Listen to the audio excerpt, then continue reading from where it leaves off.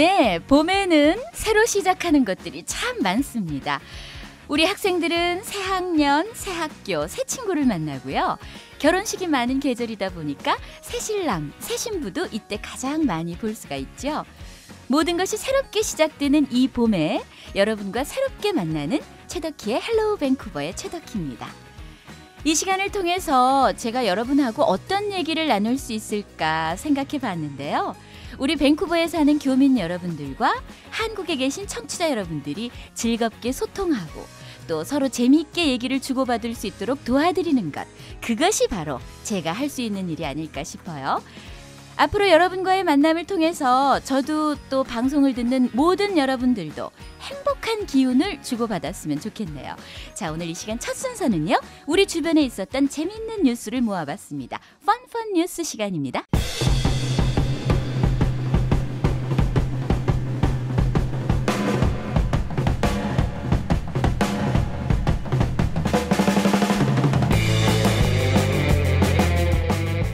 과연 외계인은 존재할 것인가를 놓고 많은 주장들이 나오고 있는데요. 캐나다 매니토바의 UFO 연구소의 보고에 의하면요, 지난해 UFO 목격 신고 건수가 총 1,180건이나 된다고 합니다. 신고자들은요, 비행기 조종사나 경찰 등을 포함해서 합리적인 관찰력과 판단력을 갖고 있는 일반인들이라고 하는데요. 캐나다에 UFO 연구소가 있는지도 몰랐었지만요, 1년에 1,200여 건이나 신고된다고 하니까 가끔 하늘을 좀 잘 관찰해 봐야겠어요? 언제부턴가 거울을 보기 두렵고 늙어가는 내 모습에 절망하게 된다. 나이가 들어가면서 많은 분들이 이런 생각하시죠? 캐나다 출신의 억만장자 패션 디자이너 피터 니가드는요, 줄기세포 치료를 통해서 나이를 먹어가면서 점점 더 젊어지고 있다고 합니다. 4년 전부터 줄기세포 치료를 받고 있는 니가드는요, 노화 과정을 되돌리고 있다고 주장하고 있고요. 마이애미 대학의 연구 결과 실제로 니가드가 회춘하고 있음을 증명할 수 있다고 하는데요. 70살인 니가드가 얼마나 젊어질지 저도 궁금한데요. 주변의 가족이나 친구들은 늙어가는데 나만 계속 젊어지는 거, 이것도 뭐 그리 썩 반가운 일은 아닌 것 같은데요.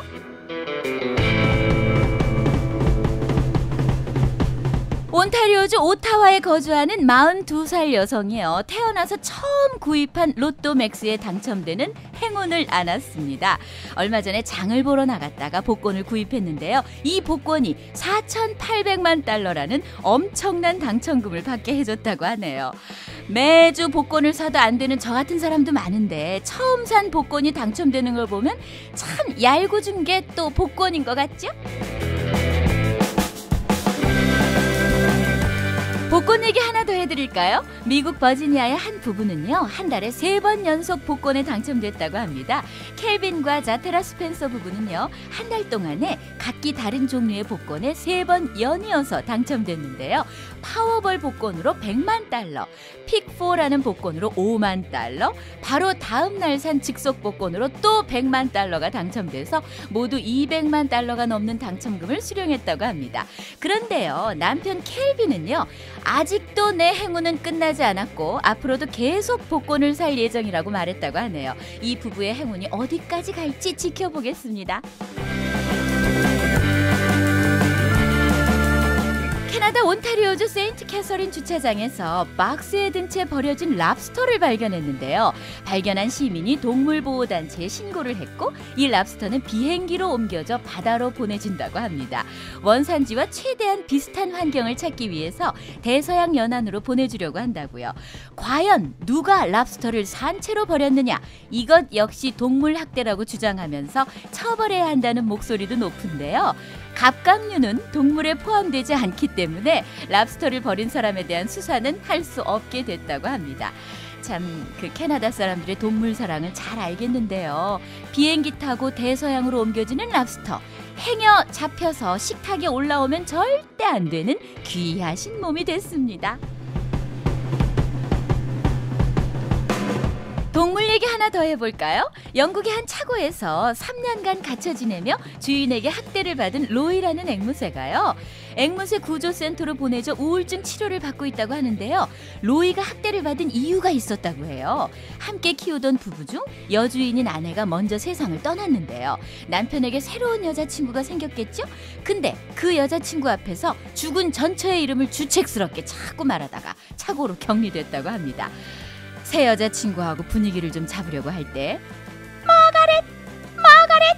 이렇게 외쳤다면 이 눈치 없는 앵무새에 쫓겨날 수밖에 없었겠네요.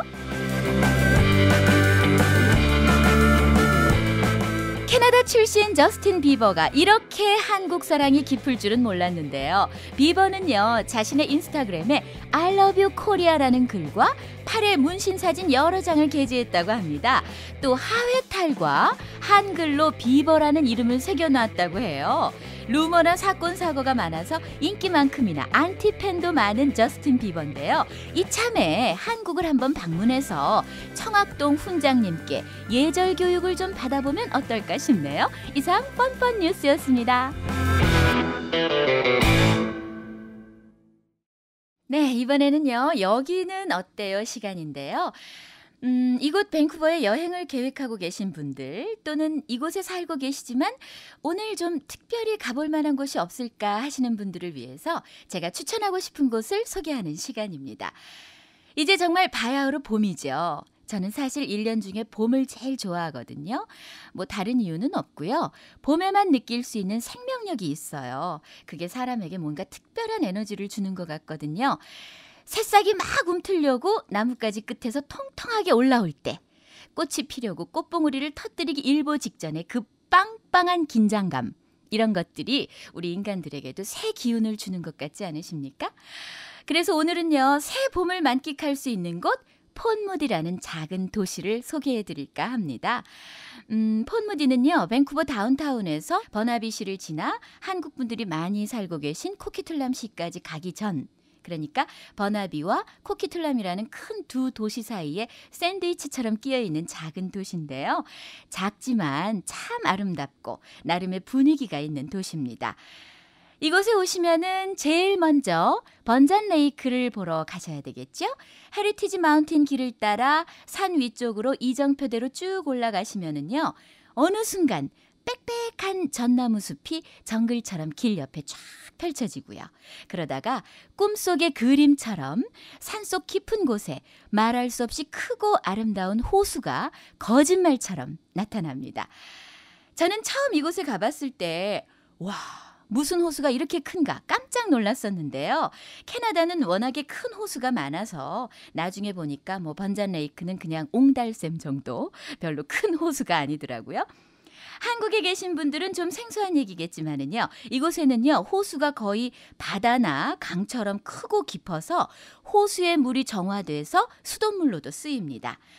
자, 이 번잔 레이크는요, 호수 주변의 경관도 한 폭의 정말 그림이고요. 여름에 오시면 수영하고 바베큐하고 가족들이 하루 종일 나무 그늘에서 쉴 수 있는 곳인데요.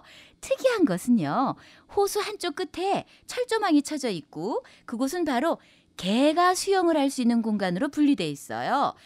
개라고 해서 왜 수영을 하고 놀 수 없느냐? 그래, 여기서 놀아라 하고 배려해 준 곳이겠죠? 개와 함께 호수를 찾은 가족들도 이 철조망을 경계로 그 안에서 마음껏 놀 수가 있는데요. 저도 애완견을 키우고 있는 사람이라 여기서 놀았던 적이 있는데요. 한마디로 여름에 이 안에 가시면은요, 정말 개판입니다. 거의 사람만한 큰 개들이 수영을 하고 나와서 몸을 한번 쫙 털면은 사방에 물이 튀어서 따로 수영이 필요 없을 법한 그런 곳이 바로 이곳입니다. 사실 번잔 레이크는요, 여름에 다른 도시에서 오는 분들도 많아서 아주 붐비고요. 요즘 같은 봄에 가시면은 오히려 한적해져서 고요한 풍경을 보실 수 있고 좋습니다. 자, 번잔 레이크 보셨으면 그 옆으로 발카라 빌리지에 있는 발카라 바닷가를 또 한번 가보셔야 하는데요. 이곳에는 개잡이를 할 수 있는 낚시를 또 즐길 수가 있어요. 한국에서는 내가 낚싯대를 던졌다, 그럼 그냥 거기서 낚시를 하시면 되잖아요. 여기서는 그러셨다간 큰일 납니다. 밴쿠버에서는요, 개를 잡던 낚시를 하던 꼭 라이센스를 갖고 계셔야 하는데요. 일정한 금액을 내고 받으실 수 있고요. 잡을 수 있는 크기와 마리수도 정해져 있습니다. 아무 데서나 낚싯대만 있으면 낚시를 하는 우리나라가 더 좋을 것 같지만은요, 또 자연을 생각한다면 좀 번거로워도 라이선스 제도 있는 거 전 괜찮을 것 같습니다. 자, 이 벨카라에서는 카약이나 또 카누 같은 것을 렌탈할 수 있어요. 이걸 타고 저 먼 노스 밴쿠버까지 갔다 오는 분들도 있더라고요. 이것 역시 아주 특별한 재미가 있다고 합니다. 자, 이제 번잔 레이크와 발카라 바닷가를 보셨으면 폰무디 시청 앞에 뉴포트 빌리지를 한번 가보셔야 되겠죠? 이곳에 가시면은요, 이탈리안 파스타 면과 소스, 또 갓 구운 쿠키하고 케이크를 파는 아주 예쁜 이탈리안 가게가 있고요. 또 맛있는 베이글과 커피를 마실 수 있는 오픈 테라스 카페도 있고요. 레스토랑, 초콜릿 전문점, 선물의 집, 장난감 가게, 뭐 이런 것들이 아주 예쁘게 배열된 폰무디의 명소 중에 하나인 뉴포트 빌리지 를 둘러보실 수 있습니다. 폰무디는요, 유럽에서 건너온 예술가들이 많이 정착해 사는 곳이라고 해서 예술의 도시라고 불려지고 있는데요. 이곳 뉴포트 빌리지에서 이탈리안의 날을 정해서 축제를 하기도 하고요. 유로피안들의 취향이 그대로 들여다보이는 곳이 바로 뉴포트 빌리지입니다. 특히 여자분들이 이곳을 아주 좋아하시더라고요. 자, 또 폰무디에 빼놓을 수 없는 명소 럭키포인트 파크가 바로 옆에 자리하고 있는데요. 바다가 아닌 듯하지만 밀물 썰물이 정확히 교차하는 명색이 바닷가입니다. 이 해안가를 따라서 울창한 전나무와 여러 가지 수종이 어우러진 산책로가 있는데요. 이 길은 힐링하는 데 정말 좋은 역할을 해요. 그래서 고요한 바다와 풍부한 나무의 향을 느끼면서 한 바퀴 쫙 걸어보시면은요, 스트레스와 고민을 소리 없이 해결해주는 최적의 힐링 장소가 됩니다. 럭키포인트 파크에 도착하시면은요, 주차장 입구에 요즘 새로 오픈한 아이스크림 가게가 있고요. 야외 수영장, 워터파크, 스케이트보드용 파크, 이런 것들이 아이들을 또 즐겁게 합니다. 또 공원 한쪽에 있는 가니 음식점에서 피쉬앤칩스를 한 바구니 드셔도 좋습니다. 북미 지역 사람들이 많이 먹는 생선 요리 중에 하나인데요. 대구 아시죠? 대구를 맛있게 튀겨서 먹는 건데요. 저도 아주 좋아하는 메뉴거든요. 바닷가와 또 잔디에 펼쳐진 봄 기운을 느끼면서 바삭바삭 갓 튀겨낸 생선 튀김 요리를 탁 드시면 배고프네요. 정말 맛있습니다. 또 바닷가 바로 앞에 있는 보트하우스 레스토랑에서 와인이랑 랍스터를 드시면서 분위기 있게 식사를 하셔도 좋은데요. 가격은 조금 비싸더라고요.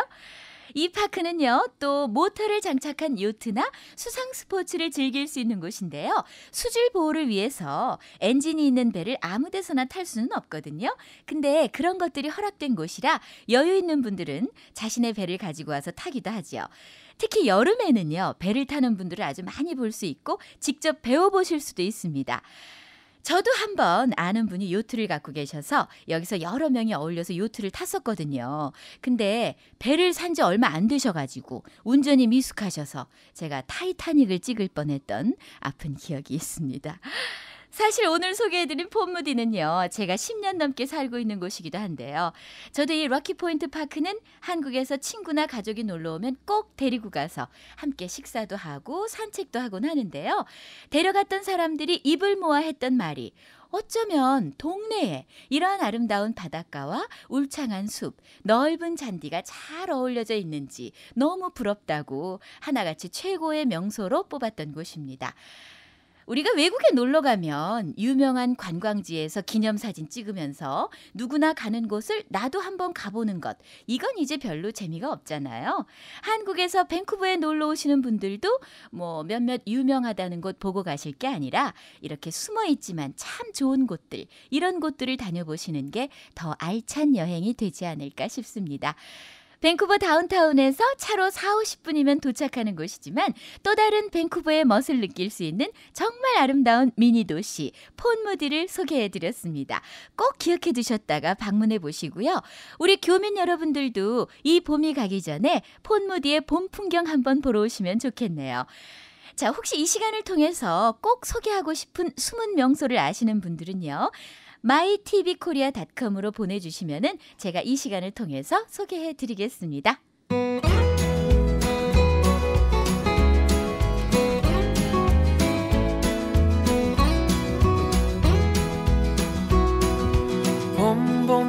봄이 왔네요. 우리가 처음 만났던 그때 향기 그대로, 그때가 앉아 있었던 그 벤치 옆에 나무도 아직도 남아있네요. 네, 이번 시간은요. 그때 필요한 딱 한마디 시간입니다. 이민 오신 분들 사실 제일 힘든 부분이 바로 영어라고 할 수 있는데요. 한 주에 한마디씩이지만 우리가 꼭 필요했던 그 한마디를 괴롭지만 또 배워볼 시간입니다. 사실 요즘은요. 가이드 없이 혼자 혹은 친구들끼리 여행하시는 분들도 많은데요. 이 시간에 잘 배워두시면 현지에서 생활하면서 필요한 말들 배워보실 수 있을 겁니다. 자, 이 시간을 위해서 제가 특별히 모셨습니다. 심정선님을 여러분께 소개해드릴게요. 안녕하세요. 안녕하세요. 반갑습니다. 네, 반갑습니다. 반갑습니다. 제가 영어를 잘하신다는 소문을 듣고 수소문 끝에 이 자리에 모셨습니다. 네, 드디어 왔습니다. 어느 별에서 오셨길래 네. 영어를 잘하시는지 궁금한데. 네, 저는 뭐 사실 영어를 잘하는 건 아니고요. 네. 온지 얼마 안 됐지만 네. 제가 스티브 쌤의 영어로 막말해라는 방송을 진행하고 있습니다. 스티브 쌤의 영어로 막말해. 예. 와, 제가 제목이 센데요. 예, 제목이 세죠. 네. 막말하라는 모토를 가지고 있습니다. 아, 예, 막말할 때까지. 아, 네. 그러니까 막말을 하라는 얘기가 아니라 네. 막 예, 말해라. 두 가지 의미가 있습니다. 그렇군요. 영어는 막 말해야 되면서 네. 막말할 요즘 때까지. 막말이 좀 대세라. 혹시 그렇죠. 또 저는 그런 막말인 줄 알았더니 그렇게 막 말해라. 네, 그렇게 네. 뭐 경우 없진 않습니다. 네.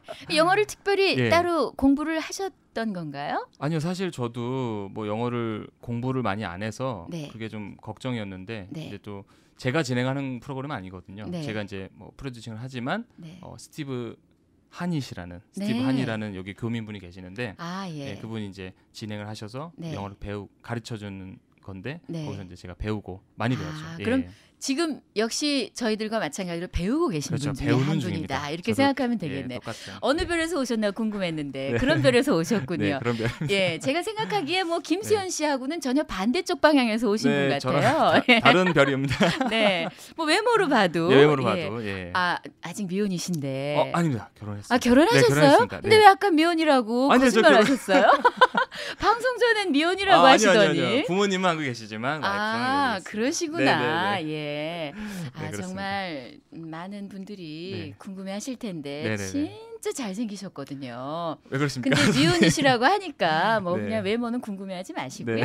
자, 그럼 오늘 이제 사연이 들어왔어요. 네네네. 사연이 들어왔네요. 어떤 어머니께서 궁금한 얘기를 보내주셨는데 제가 네. 소개를 해드릴게요. 네, 소개 한번 듣고 해주세요. 네. 이럴 때 뭐라고 해야 하는지 속 시원하게 예. 우리 심정선 씨가 해결해 네. 주시기 바랍니다. 알겠습니다.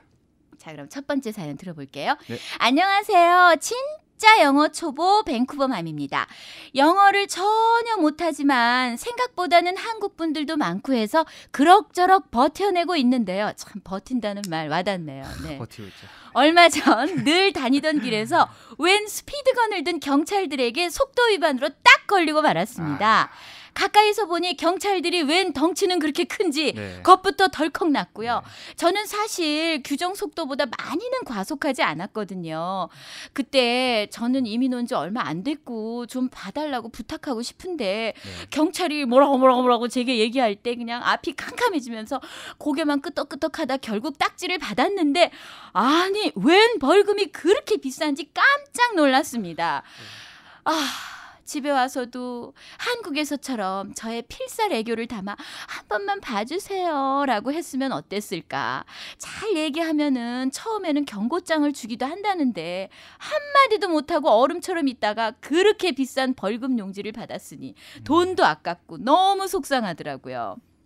다음에 또 그런 일이 있으면 안 되겠지만 행여 이런 상황이 또 닥쳤을 때 한 번만 봐주세요 라고 얘기하려면 어떻게 말하는 게 좋을까요? 알려주세요. 하셨네요. 네.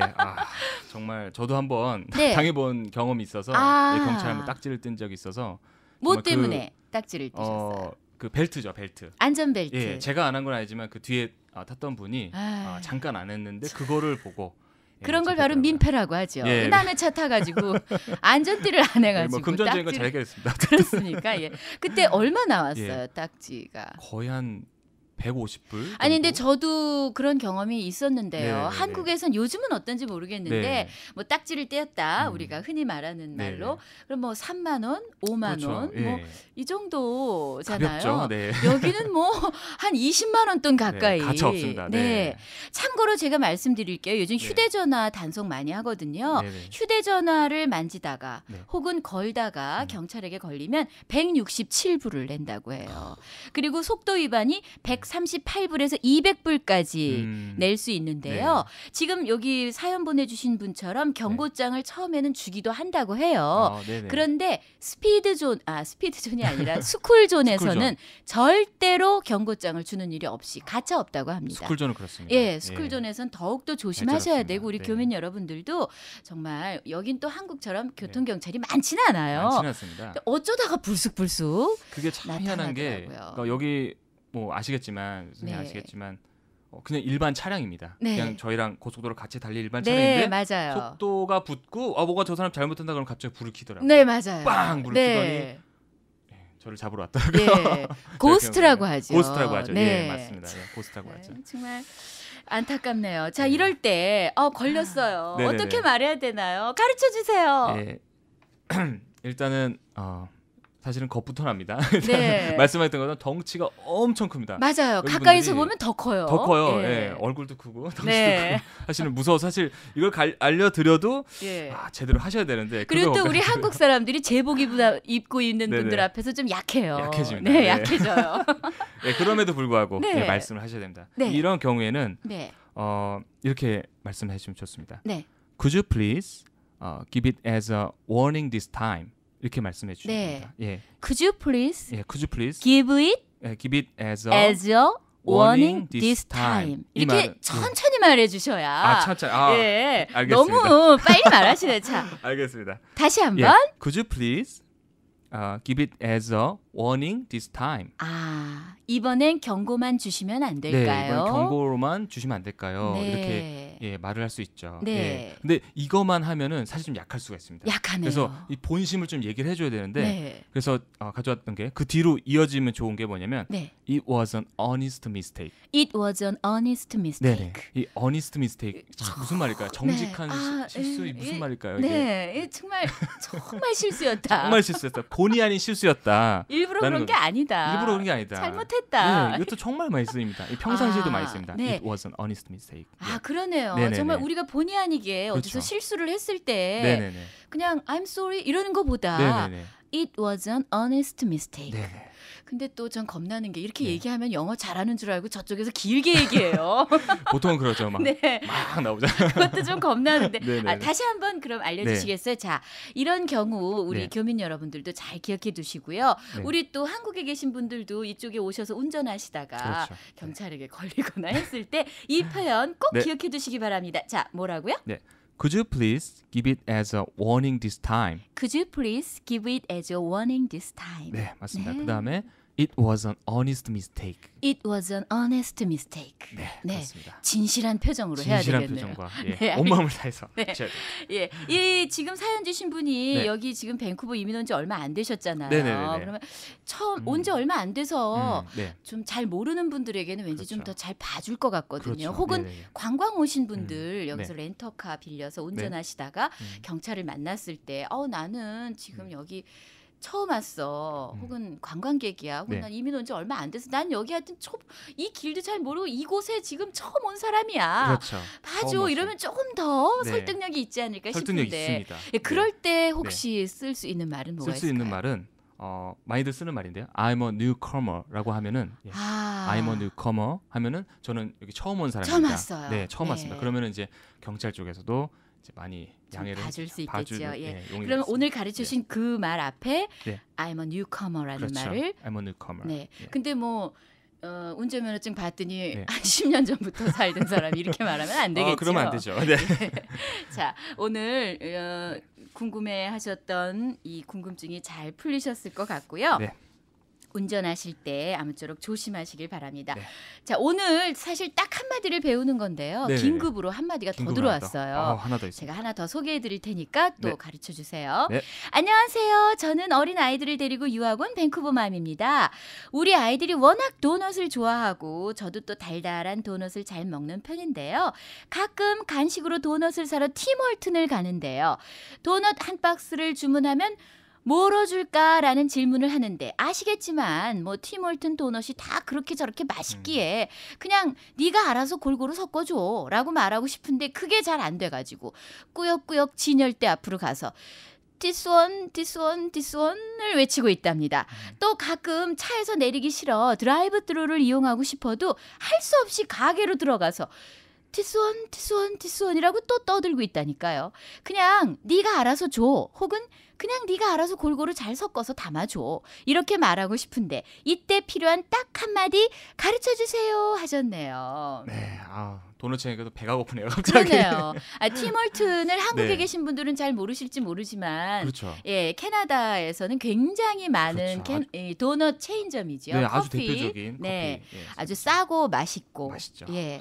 우리도 참 자주 가는데요. 네. 근데 여기서 도넛 참 싸잖아요. 한 싸죠. 박스에 얼마 네, 안 하는데 얼마 안 하죠. 제가 한국에서 한번 도넛 샀더니 네. 엄청 비싸더라고요. 그래서 예. 역시 먹는 건 캐나다가 싸구나. 이렇게, 먹는 거 삽니다. 네, 이렇게 느꼈어요.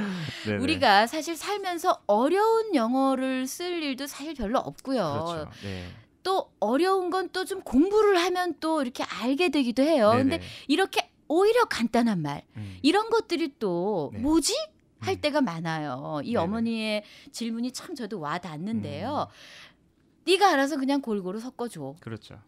뭐라고 해야 될까요? 사실은 저도 같은 경험이 있습니다. 네. 이거에 대해서는. 네. 아, 처음 왔을 때 네. 저도 도넛도 모르고 뭐 다 네. 섞어달라고 얘기하고 싶으면 믹스 막 이런 말을 썼었던 것 네. 같아요. 예, 믹스 많이 믹스, 쓰죠. 네. 믹서기도 있고, 네, 믹스 커피도 있고, 믹스, 믹스란 말이 네. 네, 혼합시키다 이런 네.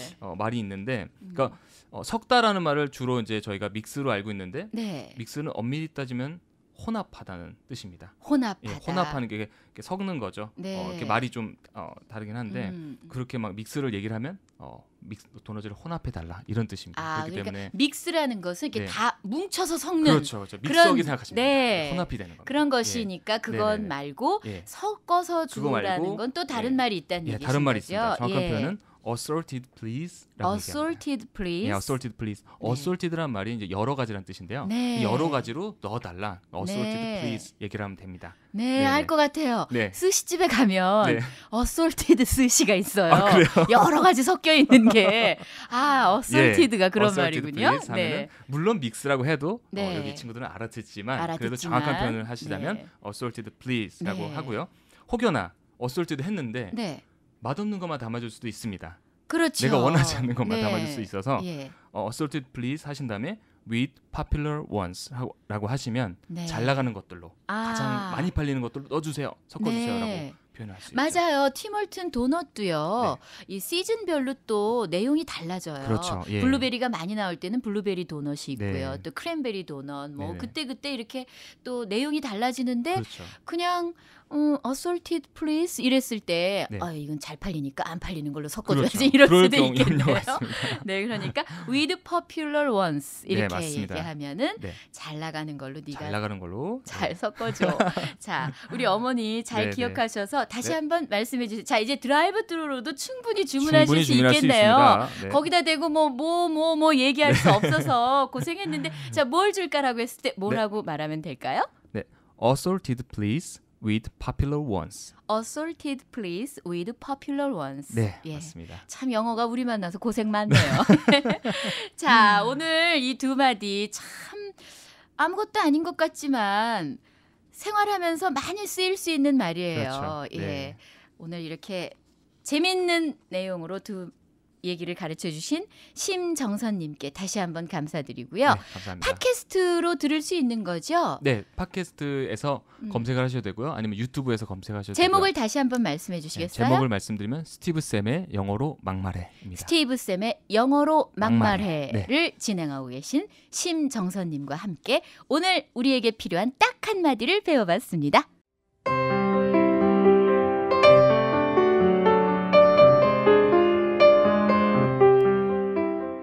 행복한 라디오 동화.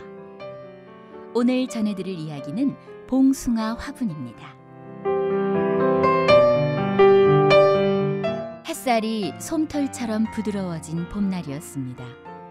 화원에 한 소녀가 찾아왔습니다. 길가에 내놓은 화분들 앞에서 한참을 쪼그리고 앉아있던 소녀는 화분 하나를 가리키며 물었습니다. 아줌마, 이 꽃은 얼마예요? 펜지 말이니? 아니요, 그 뒤에 있는 작은 거요. 소녀가 가리킨 것은 작고 밉고 굽은 줄기에 꽃도 피우지 못한 봉숭아 화분이었습니다. 아, 이건 파는 게 아니란다. 어차피 죽으면 버리려던 거니까 네가 가져갈래? 정말요? 고맙습니다. 고맙습니다. 소녀는 몇 번이나 고맙다고 인사를 한 뒤 그 못난이 화분을 받아들고 좋아라 하며 돌아갔습니다. 그로부터 3년이 지난 어느 날, 화원으로 작은 소포 하나가 배달됐습니다. 소포가 왔네요. 여기 놓고 갑니다. 집배원이 전해주고 간 것은 작은 상자와 편지가 담긴 소포였습니다. 기억하실지 모르겠지만 언젠가 제게 봉숭아 화분을 주셨죠? 그날은 엄마가 아파서 입원을 하신 날이었어요. 아픈 엄마를 위해 선물을 사고 싶었지만 돈이 없었던 저는 그 봉숭아 화분을 엄마의 병실, 햇살 가득한 창가에 놓아두고 날마다 정성스럽게 물을 주었습니다. 그러자 볼품없던 화분에서 마침내 꽃이 피었고, 꽃을 바라보는 엄마의 볼에도 차츰 봉숭아 꽃물 같은 생기가 돌았어요. 저는 그 씨앗을 받아 병원 앞들에 뿌리고 또 뿌렸습니다. 꽃이 만발하던 여름 어느 날, 엄마가 마침내 자리에서 일어나 퇴원을 하게 되셨어요. 소녀는 엄마의 완치가 봉숭아 화분 덕이라고 믿었던 것입니다. 소녀가 보낸 상자 안에는 까맣고 통통한 봉숭아 씨앗이 가득 담겨 있었습니다. 온 세상을 봉숭아 꽃빛으로 물들이고도 남을 만큼 말입니다.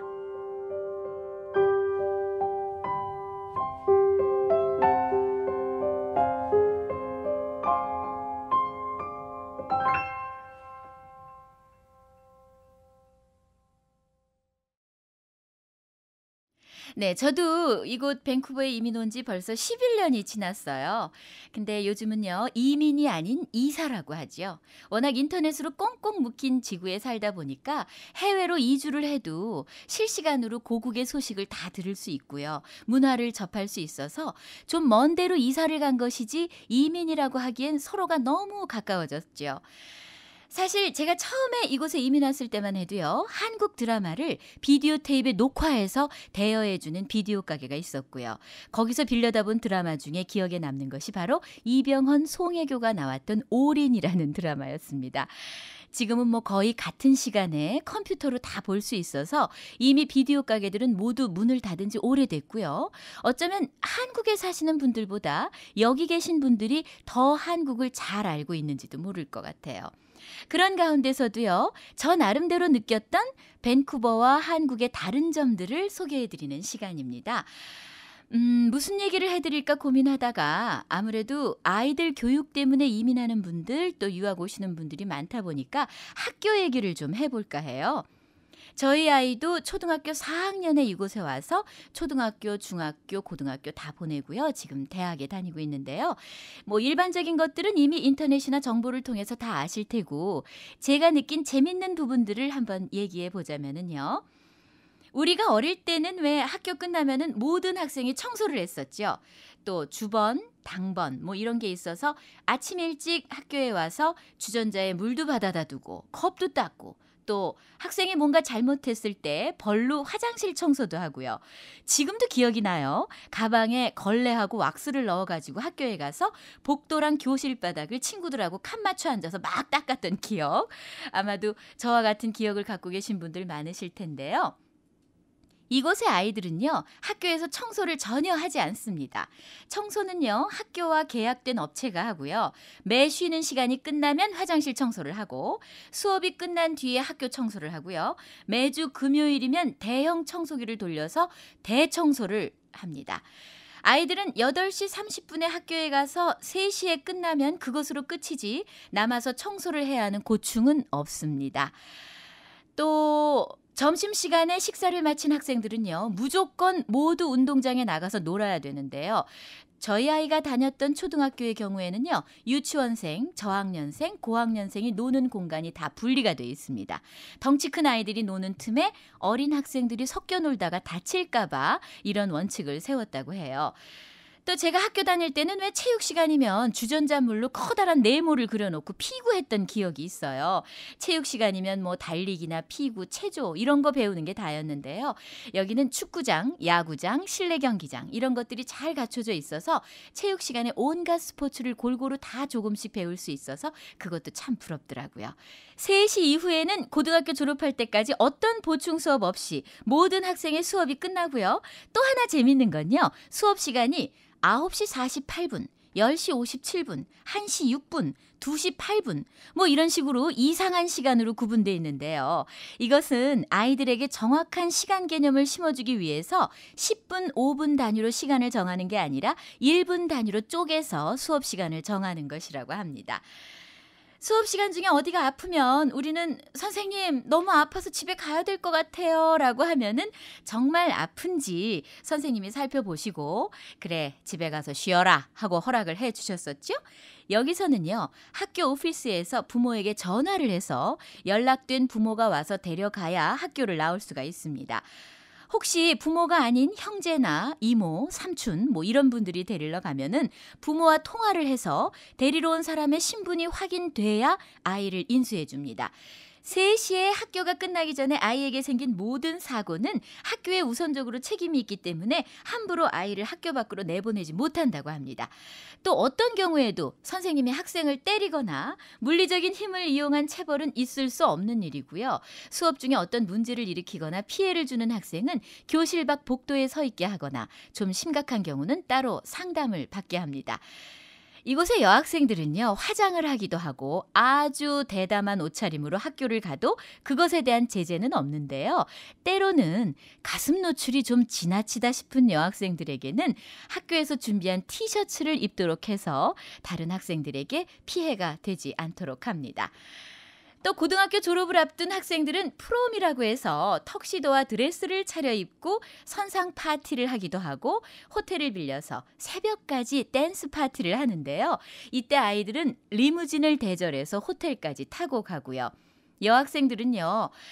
저도 한번 봤는데 아카데미 시상식을 무색해 할 만큼 정말 화려한 드레스와 화장을 하고 이때는 미용실 또한 프롬을 위한 예약으로 난리가 납니다.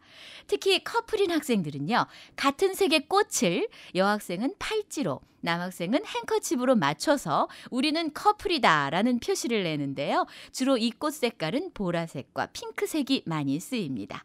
저도 졸업 파티가 생각보다 너무 화려해서 부럽기도 했지만 빛나는 졸업장을 다신 언니께 이 구슬픈 노래와 함께 참 재미없게 끝나는 졸업식이었지만 그 풋풋한 졸업식이 그립고요. 고등학교 때 밤 10시, 11시까지 야자라고 해서 왜 야간 자율학습 했잖아요. 근데 사실 선생님들도 그때까지 우리와 똑같이 계셨어요. 지금 생각해보면 4, 5시 정도 되면 칼퇴근하는 이곳 선생님들에 비해서 얼마나 많은 고생을 하신 거예요.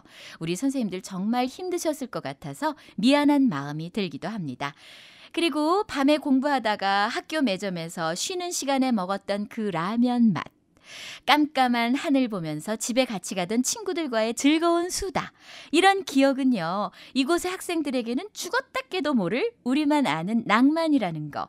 생각해보면 고생스럽기도 했지만 제가 보낸 학교도 나름의 추억이 떠오르면서 가끔은 그립습니다.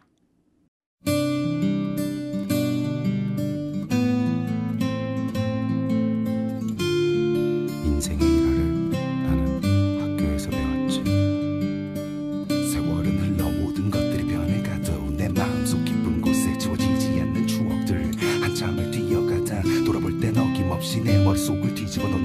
속의 기억들 내게 상처가 된 당신의 거친 날 이유도 모른 채 맞아야 했던 지난 날 누구에게나 잊을 수 없는 그날이 있습니다. 이 시간은요, 우리가 간직하고 있는 소중한 추억이 있는 그날을 소개해드립니다. 오늘의 사연 들어보실까요? 학교 다녀오겠습니다. 집을 나선 나는 다른 아이들처럼 집 근처 학교로 걸어가는 게 아니라 버스 정류장으로 가서 바쁘게 버스에 올라탔습니다. 우리 집이 꽤 먼 곳으로 이사를 간 이후에도 학교를 옮기고 싶지 않아 나는 버스를 타고 다니던 학교로 등교를 했습니다. 자, 이건 차비니까 잘 가지고 있고 조심해서 잘 다녀와. 엄마는 아침마다 목걸이 지갑에 차비를 넣어주며 잘 다녀오라고 당부하셨습니다. 그날도 버스는 10,000원이었고 어린 나는 이리저리 밀리고 눌리면서도 꿋꿋하게 버티며 내릴 때를 기다렸죠. 그런데 내릴 때가 다 되어 차비를 준비하던 나는 깜짝 놀랐습니다. 엄마가 주신 지갑을 깜빡 잊고 나온 거였죠. 그때는 내릴 때 버스 안내양 언니에게 차비를 내고 내려야 하는데 차비가 없단 얘기를 했다간 언니한테 혼날 것 같고 나는 순간 머릿속이 하얘졌습니다. 그렇다고 내리지 않을 수는 없는 일이고 어떻게 해야 하나 걱정하던 나는 하고 갑자기 울었습니다. 아유 꼬마야 왜 울어? 왜 그래? 아니 얘가 왜 울어? 응? 왜 그래? 응? 여기저기서 울고 있는 저를 걱정스레 쳐다보며 물었습니다. 엄마가 주신 지갑이 없어졌어요. 아유 어쩜 좋아. 소매치기 당했나 봐. 아니 아무리 그래도 그렇지 그래 어린애 돈을 훔쳐가. 아유 참 정말. 웅성대는 사람들 속에서 예쁘게 교복을 차려입은 여고생 둘이 동전을 모아 나에게 주며 말했습니다. 꼬마야 저 이걸로 차비하고 울지 마. 응? 고맙습니다. 착하고 예쁜 여고생 언니들의 도움으로 차비를 내고 내릴 수 있게 된 그 순간 안내양 언니가 내게 물었습니다. 꼬마야 너 버스 안에서 차비 잃어버렸어? 아유 참. 자 내가 100원 줄 테니까 지금은 그냥 내리고 이건 이따가 집에 갈 때 차비해. 알겠지? 네 고맙습니다. 참 지금 생각해보면 그때만 해도 인정이 넘치는 사회였습니다. 그때가 언제냐고요? 40여 년 전 1970년대의 얘기입니다. 그때 초등학생의 버스비는 55원이었는데요. 여고생 언니들이 준 55원에 안내양 언니가 준 100원까지 155원을 들고 버스에서 내린 나는 신나게 학교까지 달려갔습니다. 이제 10살짜리 아이가 어쩜 그렇게 영악한지 지금 생각해도 참 기가 막힙니다. 중학생이 된 나는 괴로워도 슬퍼도 나는 절대 안 운다는 캔디와 함께 안소니와 테리우스의 사랑을 마치 내가 받는 것처럼 행복해하며 만화영화 캔디에 푹 빠져 친구들과 이라이자를 씹는 재미로 살았답니다. 그때 나와 함께 목에 핏대를 올리며 캔디의 인생을 논하던 내 친구 금혜경, 방송 듣고 있니? 보고 싶다. 그렇게 중학교를 지나 고등학생이 된 나는 다른 친구들이 공부하느라 못 본 드라마를 TV보다 더 재밌게 볼 수 있게 해주는 별난 친구였습니다. 그때 정혜리가 깜짝 놀라서 원미경을 탁 쳐다보는데 원미경이 눈물을 뚝뚝 흘리면서 거짓말을 시작하는 거야. 점심시간이면 친구들을 모아놓고 드라마 사랑과 진실을 모노드라마로 각색해서 마치 변사처럼 떠들어대곤 했습니다.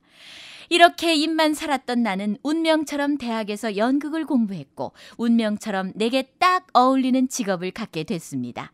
지금으로부터 17년 전 1997년 4월 4일 이날은 만화영화 세일러문이 첫 방송을 시작한 날입니다. 세일러복을 입고 노랑머리를 양쪽으로 묶어내린 날씬한 세일러문은 이미 매니아들에게 폭발적인 사랑을 받던 캐릭터였고 우리나라에서 방송되면서 그 사랑은 더 증폭됐었죠. 그 세일러문의 목소리는 과연 누굴까? 지갑을 잃어버렸다는 생쇼를 하며 만원 버스 안의 사람들을 감쪽같이 속였던 사악한 10살 소녀. 만화 영화 속 캔디도 되고 드라마 속 원미경도 정혜리도 됐던 똘끼 가득한 여학생. 커서 성우가 됐고 세일러문은 나의 목소리로 전파를 탔던 것입니다. 나는 팬레터를 받기 시작했고 성우로는 최초로 팬클럽도 만들어졌고 한국을 떠나온 지 10년이 넘었지만 아직도 의리를 지키는 팬들과 지금도 만나고 있답니다. 16년의 성우 활동을 하는 동안 수없이 많은 작품을 더빙하고 수없이 많은 캐릭터를 연기했지만 세일러문은 내게 잊을 수 없는 작품이었고 그래서 1997년 4월 4일 이날은 잊을 수 없는 날, 기적처럼 세일러문을 만난 날이었습니다.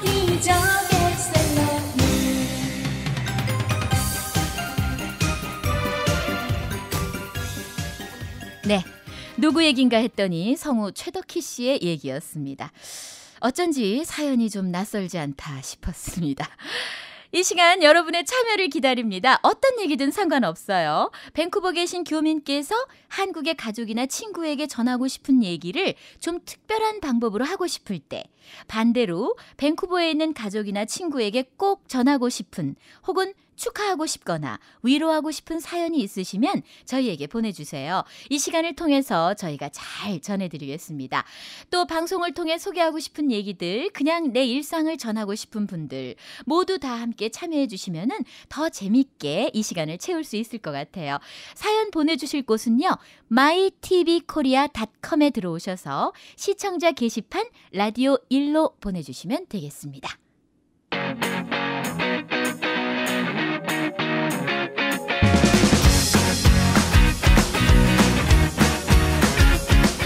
이혜인 수녀님이 쓰신 수선화라는 시를 보면은요. 수선화가 초록빛 스커트에 노란 블라우스가 어울리는 조용한 목소리의 언니 같은 꽃이라고 하셨어요. 요즘 거리에 꾸며진 화단에 보면 수선화가 참 얌전히도 피어 있고요. 볼 때마다 저는 이 시가 떠오릅니다. 한국도 요즘 꽃놀이가 한창이고요. 밴쿠버도 말할 필요 없이 많은 꽃들로 행복한 계절인데요. 이 시간이 또 별로 길지가 않잖아요. 아름다운 꽃의 계절 마음껏 만끽하시고요. 오늘 들으신 방송 최덕희의 헬로우 밴쿠버는요. 팟캐스트나 팟빵에서 들으실 수 있고요. mytvkorea.com에서도 다시 들으실 수 있습니다. 저는 또 다음 주에 여러분과 만나기를 기다리고 있겠습니다. 안녕히 계세요.